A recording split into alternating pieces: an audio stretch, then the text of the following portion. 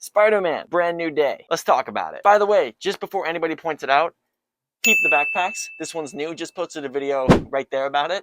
Make sure to check that out. Links for both of them down below. Anyway, hey, what up, I'm Miles, and welcome back. And we're gonna talk about Spider-Man Brand New Day again. I told y'all that I'm gonna try to be covering this movie as much as I can and giving as much info and as many videos, breakdowns, analysis, my thoughts, my speculations on this movie as much as I possibly can before it comes out, because obviously, you know, I'm the Spider-Man guy. I do a lot of stuff, but Spider-Man's kind of my main dude. I'm gonna cover this movie. It's no secret that we already have a decent amount of information for this movie. We have the suit review, we have the shooting in Glasgow, and we have all of this new information that was dropped. All of that stuff is covered in these videos by myself. If you want to check those out, would greatly appreciate it. And it'll help bring you up to speed a little bit on the information if you haven't heard about any of it yet. My thoughts, my personal breakdowns, and all that stuff, and kind of where I stand on this movie at this point, and it'll kind of feed into this video. But in this video, I kind of want to go a little bit more into the speculative end of things and kind of talk about what I want to see happen versus what's actually confirmed. Now, obviously, yeah, this probably would have been a smarter video to post before all of that information dropped, but not entirely, because all of that information does actually help the things that I'm going to say in this video, and I'm going to touch on that when I get to every single point. Now, for this video, I'm going to be talking about Brand New Day, but kind of more so the future of Spider-Man in this area, you know, of the Tom Holland Spider-Man. Initially, I thought we were going to get a trilogy of Spider-Man 4, 5, and 6 following this version of the character, and I still do hope that that's the case, whether it's after Secret Wars or it keeps going before. I don't entirely know the timeline, but I do hope that we get an entire trilogy, because that's kind of what my points are going to be catered to. So every point that I bring up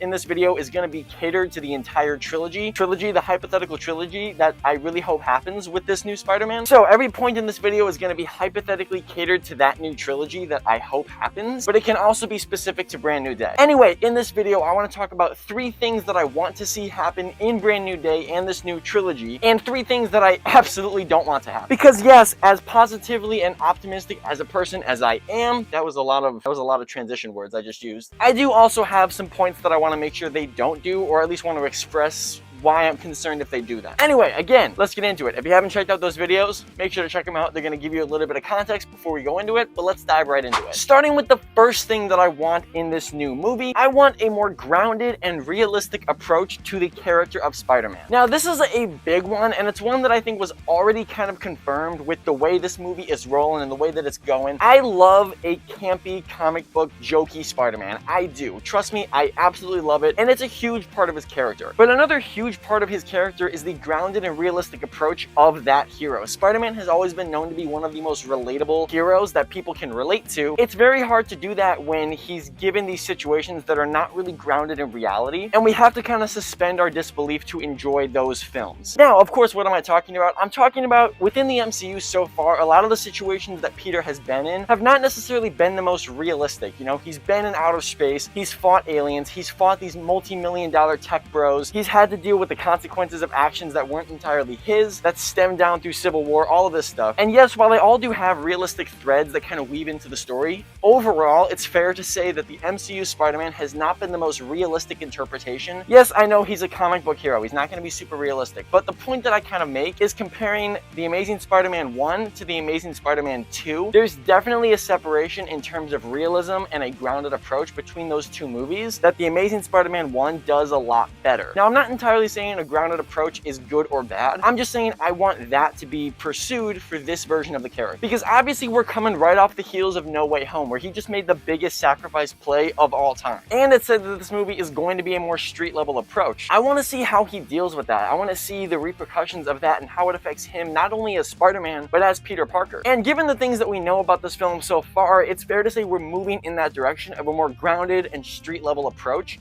which I'm super excited to see. Switching gears to the first thing that I don't want to see in this movie, in this trilogy, this is going to sound weird coming from a Spider-Man costume guy and someone who loves breaking down Spider-Man costumes, but I don't want to see a million Spider-Man costumes in this film or trilogy. Yes, of course, I love Spider-Man suits, and I'm always down to see a new design and what it means to the story. And I'm okay with them switching it up from time to time if it's dependent on the story. But obviously, again, coming off the heels of No Way Home, that final swing suit had so much meaning and purpose behind it, being the first suit that Peter created for himself. And yes, I know that the Brand New Day suit is slightly different from the No Way Home suit. I get that. I've made a video comparing the two, and I know that they are different. But it's not an entirely different suit. It's simply just a minor upgrade that shows the same thing, right?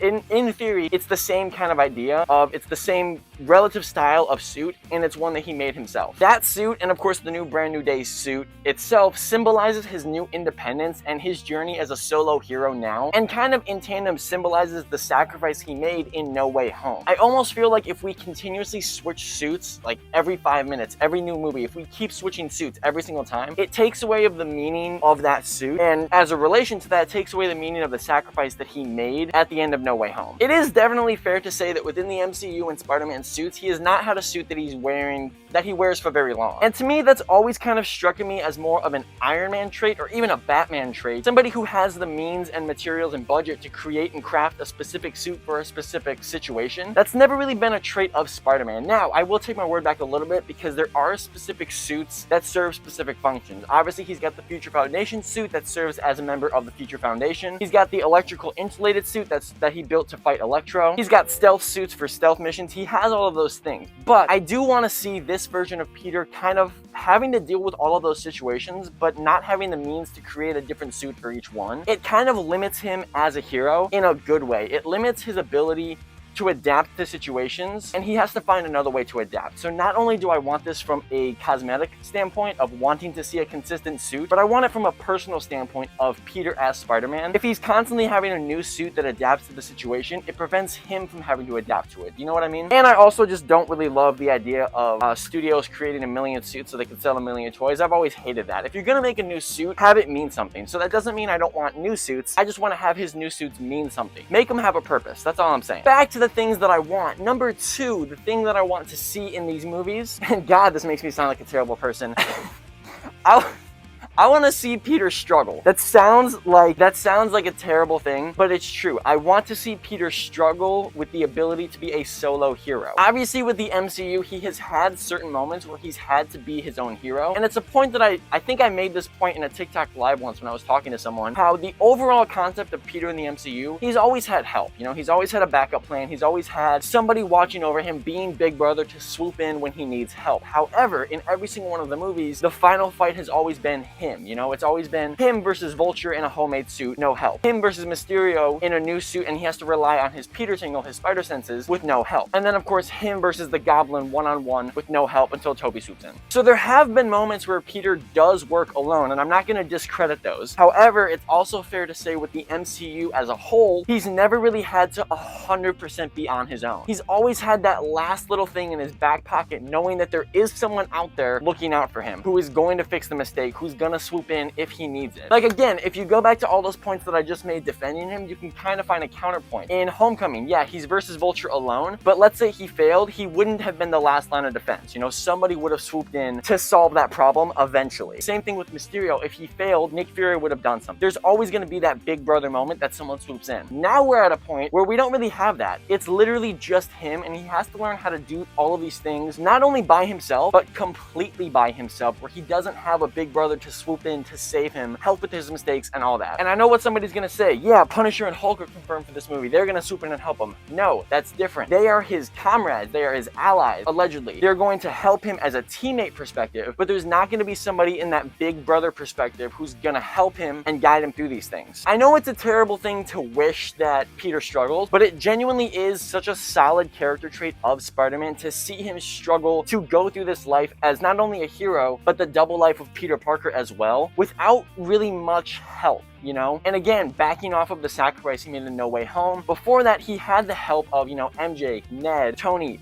Happy, Nick Fury, somewhat even the Avengers, Aunt May, these people who knew him as both Spider-Man and Peter Parker, who could help him in these areas. He doesn't have that anymore, and I really hope that they bank on that and they stay true to that decision, and they at least give Peter a little bit of time to struggle with this aspect. And I do know it's theorized that this movie takes place 3 years after No Way Home, so we're gonna get a little bit of that. We're gonna get Peter alone as a hero, and I'm very excited to see that. I'm also very excited to see how he interacts with the Punisher and the Hulk, seeing if he'll be accepting of their help, accepting of working as a team, or if he'll be scared of it because of the sacrifice he had to make, and he kind of peels back a little bit. I'm curious to see how that's gonna play out. Number 2 of the things that I don't want to see, and this is a huge one, I do not want to see throwaway characters. This point in Peter's story, specifically compared to every other point it is imperative to see how he interacts with other people in his life. Again, he's alone. Every relationship he had, good or bad, is gone. I want to see how he interacts with the new people as Spider-Man, interacts with his new allies, interacts with his villains, but also how Peter Parker interacts with new people, the people that he's going to meet in college, at work, on the street, in his apartment, these places that he's going to go where he has to be social and he has to interact. I don't want the characters that he interacts with to be throwaway characters. He kind of has a blank slate now, and I want to see him struggle to make these friends and struggle with himself making these connections, wondering if it's okay to do that, wondering if it's safe to make these connections, knowing that he made the sacrifice just a few movies ago. The characters that he interacts with, I want them to have genuine story behind them and genuine pull in his story. I don't want them to be just a one and done. We see them for 5 minutes, they're gone the next. We see them for one movie, they're gone the next. I want to see a consistent buildup of these characters. A good example of this is Ned and MJ. Both of those are solid characters that were with Peter through his whole story. However, a good example of this is kind of ripping on another movie, but I swear I love this movie, is Felicia Hardy in The Amazing Spider-Man 2. She popped in, and kind of Harry Osborn too. They both popped in the last second with very little kind of lore behind them, and we were expected to care about them, and then they were gone. Like you know, we're honestly looking back, even in Spider-Man 3, pretty much every villain in Spider-Man 3 was a one and done. The idea that I'm getting at is I want the characters that are introduced to Peter's life that mean a little bit more to actually mean a little bit more and to play a significant role in his story throughout the story, you know, throughout the entirety of this trilogy. Number 3 of the things that I want to see in this movie and story, and this is the biggest one and one that I really want to bank on, and I'm probably going to make another video about this one too. I want to see a consistent and dedicated villain for this version of Spider-Man, not just for the movie, but for whatever is following the movie if there is going to be a trilogy. I want a consistent and dedicated villain. Now, this kind of goes in tandem with the last point I made of the one and done people in Spider-Man's story. I don't want a one and done villain. I don't want a villain of the week. And it's fair to say that in every Spider-Man movie, we've gotten that. Spider-Man 1, Green Goblin, gone. I mean, he comes back in No Way Home, sure. Spider-Man 2, Doc Ock, gone, comes back in No Way Home. Spider-Man 3, every single villain there and gone, you know, and comes back in No Way Home. Wow, that No Way Home was really screwing my point up. Chasm 1, Lizard, back in No Way Home. Wow, I did it again. Chasm 2, Electro, back in... Okay, if you disregard No Way Home, I realize that that's really screwing up my point. If you disregard No Way Home, all of those villains are one and dones. But now specifically with Tom Holland's movies, Vulture, one and done, gone. Mysterio, one and done, gone. And now every single person he fought in No Way Home, one and done, back to their universe, gone. You're feeling my drift here, right? You're getting my point. We don't really get a lot of time to establish an actual connection with these villains if they're introduced and gone within the next movie. And this has been a consistent thing that happens in a lot of Spider-Man movies. And it's fair, you know, like Spider-Man has a huge rogues gallery, but I want them to do something a little different. I want them to pick a consistent villain and have them be the main threats for the entirety of this hypothetical trilogy. That doesn't mean we can't have one and done villains that pop in and go out. You know, maybe they're insurgents, maybe they're vigilantes, maybe they're hired by this overall villain. But at the end of the day, I want there to be an overall and consistent threat that proves to be a forever thorn in Peter's side for this trilogy. Because not only will it make every single interaction with this villain mean more, but the final interaction when they finally have a confrontation will be so much more rich, knowing we've had 3 movies of buildup of this villain basically terrorizing Peter's life. Man, I really just want Peter to have a poor time in these movies. God. Because obviously, yes, every single villain he runs into is not going to be a consistent threat. He's going to have these goons, these thugs that come after him. And even, you know, the upper C-class heroes, you know, he might have Tarantula, he might have Boomerang, he might have Chameleon, he might have, you know, his own version of Electro or Lizard come at him. And these might be smaller villains. But at the end of the day, I want an overall villain that's going to be in charge of all these guys, or that's going to be the consistent threat. Maybe even what they can do is they could tease this threat in the first movie, and then he becomes a significant problem in the second and third movie. I do have my pick for who I want this consistent villain to be, and it is one that I've banked on for so long, and I really want it to be this one person, but I'm not going to reveal it yet. I'm going to tell you guys in another video who I think would be the perfect villain for this movie and this trilogy. But that's the last point that I want to see, is I want to see a consistent villain, because it would make the story so much more rich. And the last point that I don't want to see, and this one's going to be so hard for me to explain, so don't hate me immediately. I don't want to see Miles Morales. Yet.